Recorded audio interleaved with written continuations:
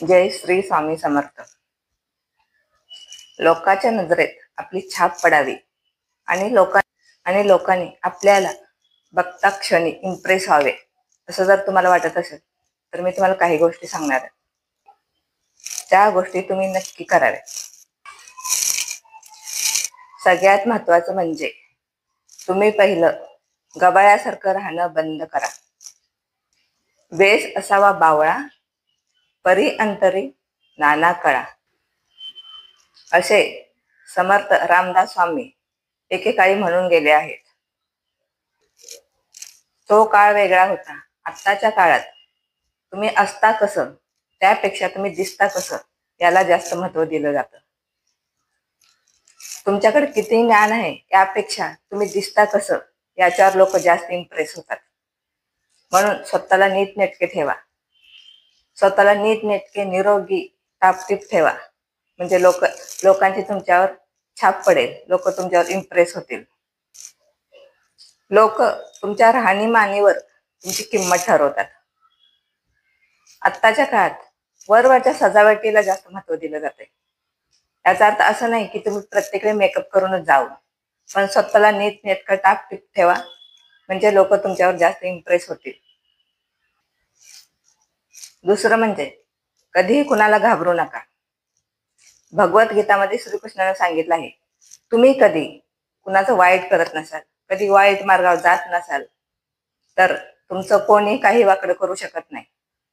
त्यामुळे तुम्ही घाबरू नका. आपली बाजू ठाम मांडण्याचा प्रयत्न करा. आपली बाजू मांडताना मात्र तुमच्या बोलण्यामध्ये असं दिसलं पाहिजे की तुमच्यामध्ये कुठलीही भीती नाही. तुम्ही कशाला घाबरून बोलत नाही. तुम्ही नेहमी सत्य आणि न्यायासाठी ठाम राहा. लोक तुम्हाला मान देतील. भित्र्या आणि भेकड लोकांना लोक फारसं विचारत नाहीत. फक्त एकच करा, सत्यासाठी आणि न्यायासाठी कायम उभं राहा.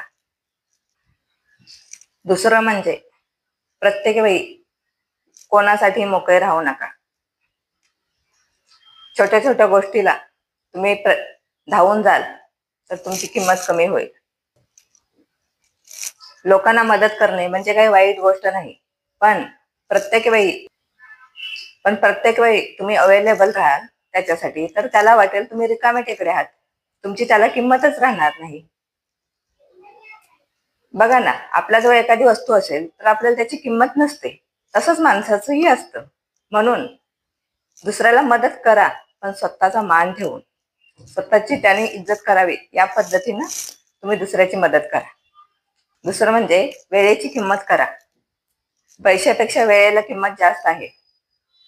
पैसा गेला तर आपण परत कमवू शकतो, पण एकदा गेलेली वेळ काही केल्याने कमवता येत नाही. म्हणून वेळेची किंमत करा, आपल्याही आणि दुसऱ्याच्याही. वेळेची किंमत करणाऱ्या व्यक्तीची वेळही किंमत करते आणि लोकही किंमत करतात. वेळेनुसार चालणाऱ्या लोकांना सगळीकडे मान इज्जत भेटते. म्हणून वेळेची किंमत करा. तुम्ही जर असं व्यवस्थित वागत राहाल तर लोक तुमच्यावर इम्प्रेस होतील. तुमची छाप लोकांवर नक्कीच पडेल. समजलं?